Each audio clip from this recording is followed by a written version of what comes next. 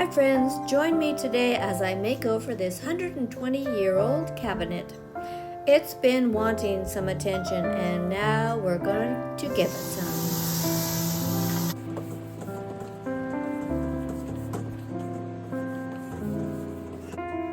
What I'm doing here, you see this piece already tore off, but I'm going to take a little bit more of it.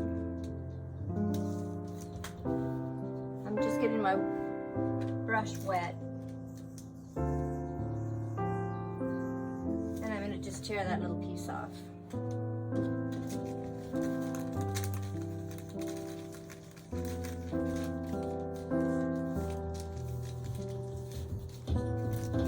Then I'll reattach it up here.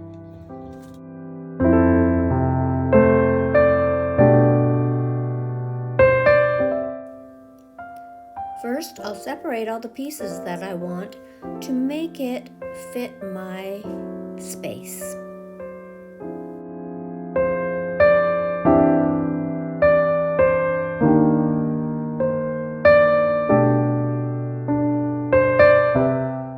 For my glue, I'm just going to use this white multi-purpose glue. Mix a little water in it in one of these, and I'll start spreading it on. Got a good consistency, but we don't need it that thick, so brushes in there, but just pour a bit of that in there.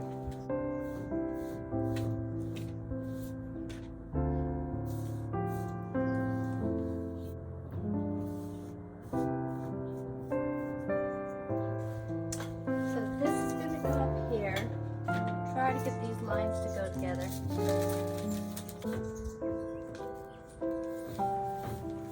The objective here is to give our 120-year-old cabinet a hand-painted look, as though this print has lasted over time. And this is a vintage print from Jami Vintage 1903.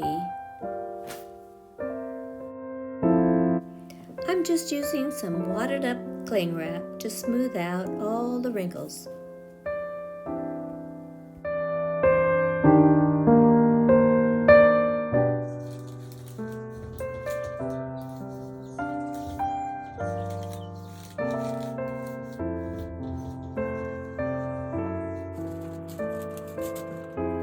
Don't let those gaps concern you.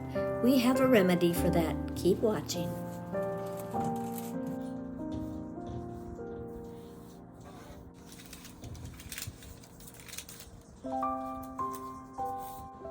Well, I wanted to try this.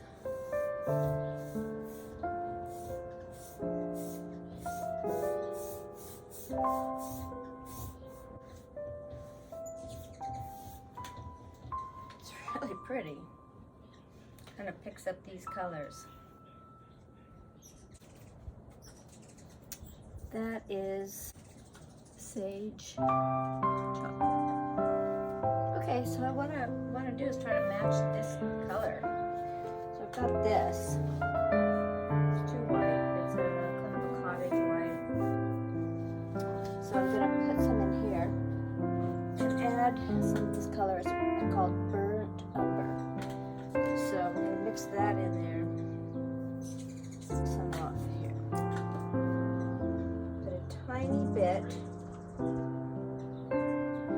So burnt umber is a dark chocolate brown. I'm going to just mix a little bit in over here on the side like this. Let's see if I can get kind of that color. It's getting there. Mix a little bit more of the brown in. So that's not quite there. And this is more, it needs some yellow. So I'm going to have to find some yellow, which I have, and mix that in, and we'll see how we do. But I think the important thing is that you want to just kind of keep playing around with it. You want to get it in this tone. I've got this sort of golden yellow here. I'm going to try that. Just a little dabble, do ya?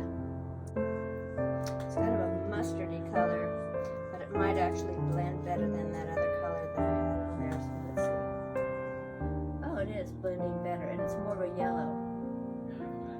it's kind of got yellow in it, less of the brown. And I just put a little bit of that yellow in there to get it to come around.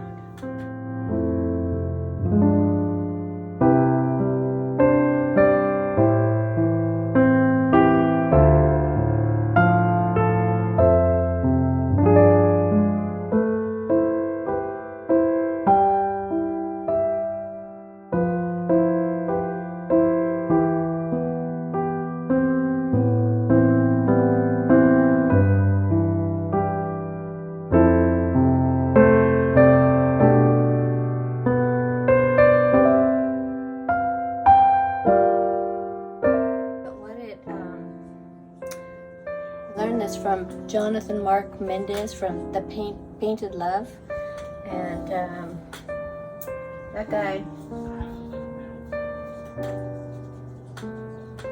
so talented. You gotta go watch him.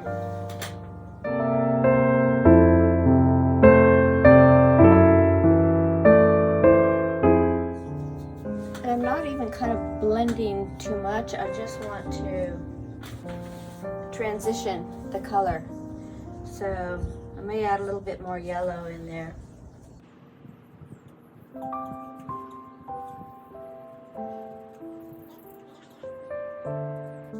Blending those overlapping lines out a little bit.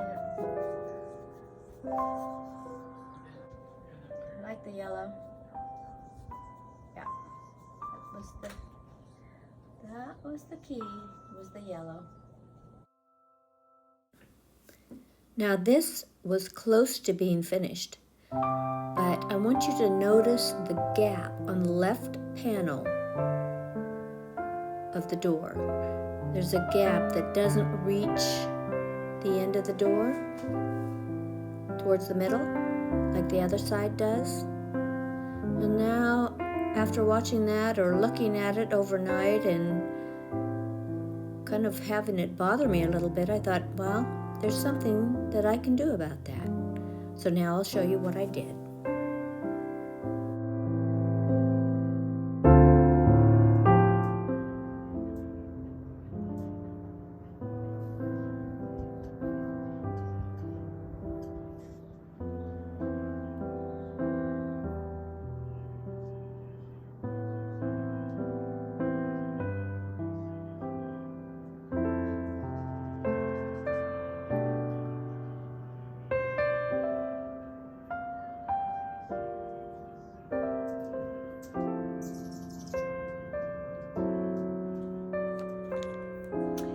First I'm taking some of these pencils.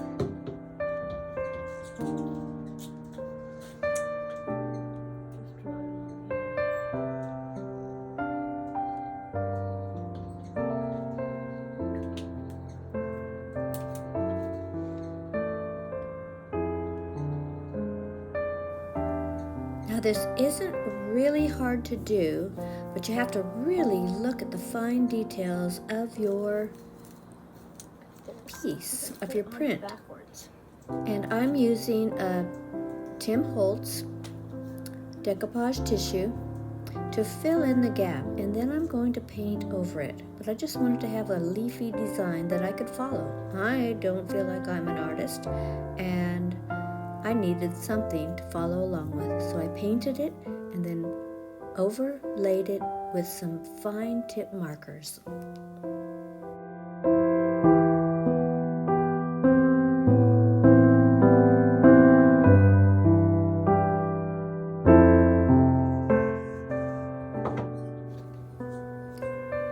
Here I mixed clear wax with a little bit of dark wax to dilute it, so I could have that antiqued finish without overpowering it on the antiquing.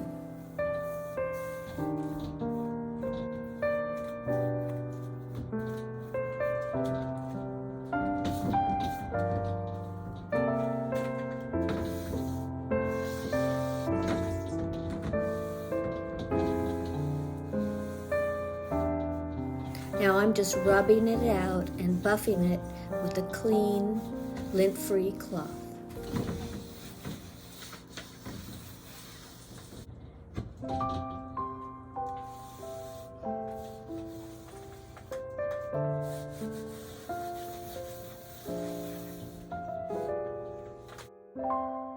After light waxing, I distressed it a little bit more with sandpaper or my sander, and to give it that antique look.